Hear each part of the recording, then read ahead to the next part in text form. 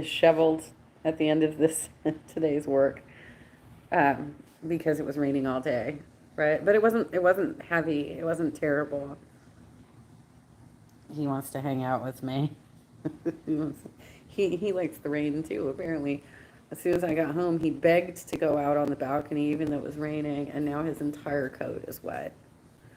Um, so I've been getting to train some of the newer members the last few days that I've been walking and doing stuff, and I've been helping to support um, um, my team leader by, making sure that everybody has their petitions and stuff. And tomorrow I'm going to actually do my first solo launch where I have everything ready to go in the car, and I am going to send them all out with their info.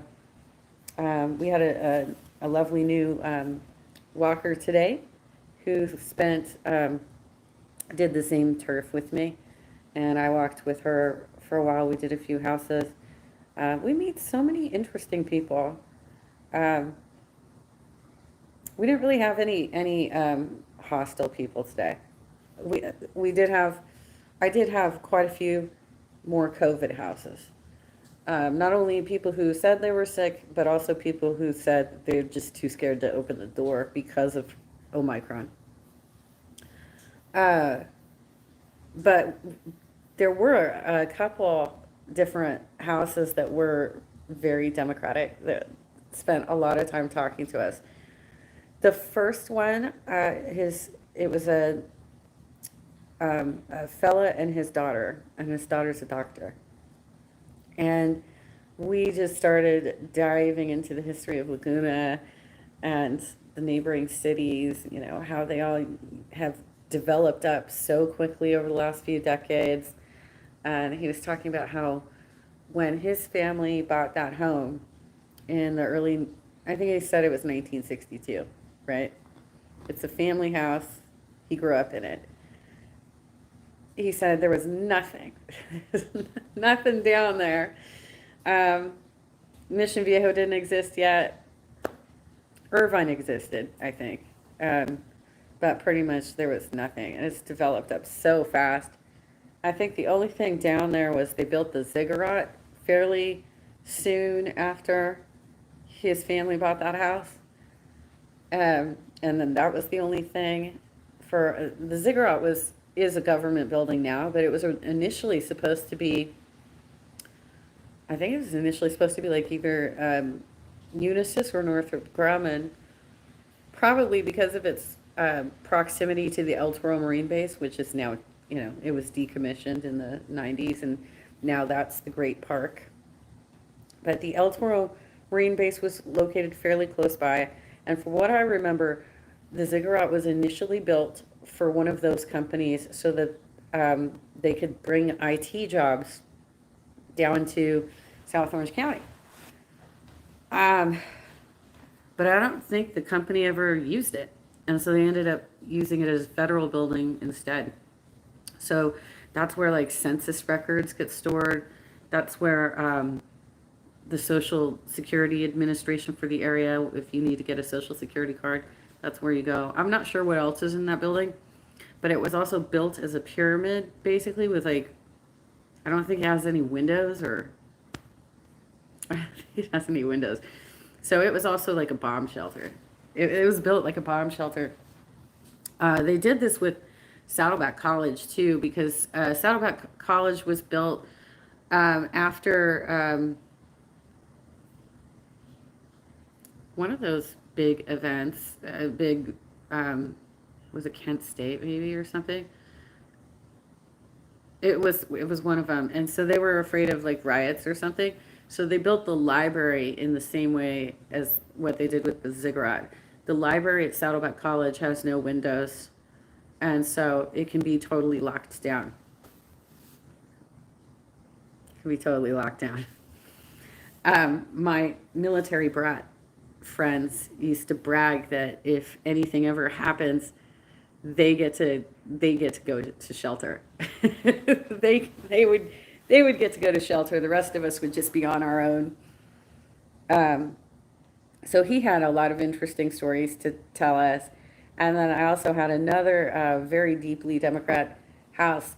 That what's interesting is I have knocked on that particular door something like 5 times over the course of the last 2 months, and they were never home, never home, and they finally were home. They were finally home, and as soon as I started telling him what I was doing, he's like, "Oh yeah, me and my wife, we're both going to sign all of this." So he took the petitions inside. They signed every one of them, and then came out and talked to me for longer because he's like, "I'm so glad that you're doing this and in the rain, you know, this is amazing. You know, my wife and I went to the DNC convention in Colorado when Obama was the nominee."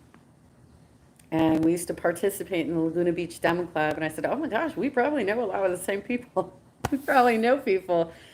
So I started telling, I said, you know, I mentioned I'm walking for Unite Here. Did you know that one of the co-presidents of Unite Here is currently the Democratic the chair of the Democratic Party of Orange County?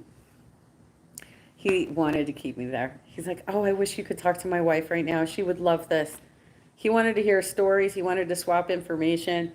So we talked about very briefly about how Katie Porter is now going to be running in his district. That's going to be his rep now. How Michelle Steele has moved over to, oh, I got more information on this. So Michelle Steele is now running in what used to be Alan Lowenthal's district, but apparently Alan Lowenthal's district and one other district got blended together. That's one of the seats that was lost, because, you know, California lost a seat, I think, right? Because of population changes or something. I'm not sure how this quite works out. I think we lost a seat. And so that's one of the districts that got blended together. And what I didn't realize is because Jade Chen is already an endorsed, I think he's already got the LA Democratic Party's endorsement.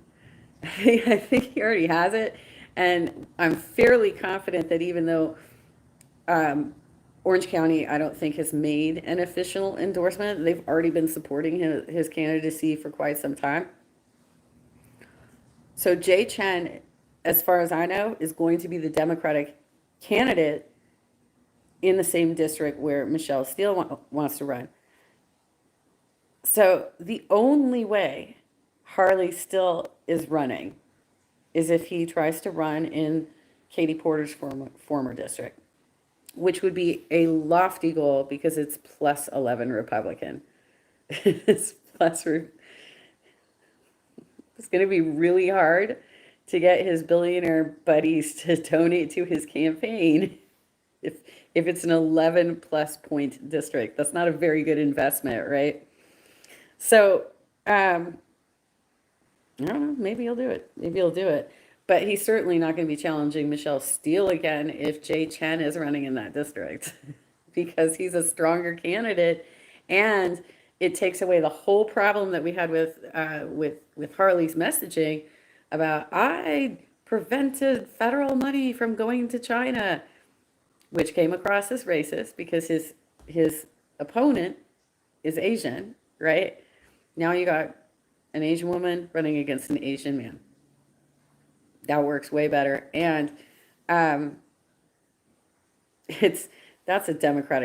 more Democratic district than the coast is. That's bluer than the coast. So it's likely that we'll get Jay Chen in. It's likely, I mean, it's almost certain that we'll get Katie Porter in. I think the only seat that will be difficult to reclaim is Katie's old district, which I think is now blended with Young Kim.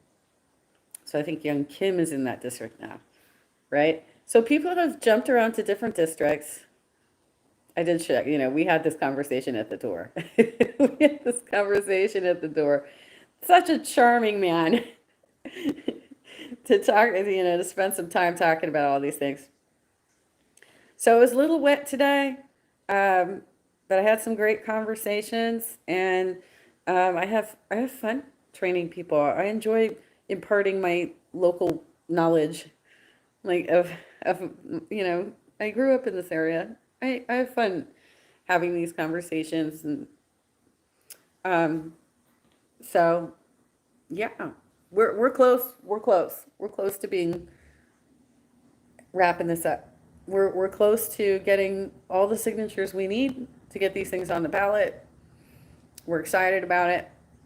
And then we've got more campaigns coming up. We have more things that we're going to be working on. So I will fortunately have work at least through November of next year, which is fantastic. So I'll keep doing me. And I think tomorrow's the last day we're working this week because New Year's Eve is on Friday.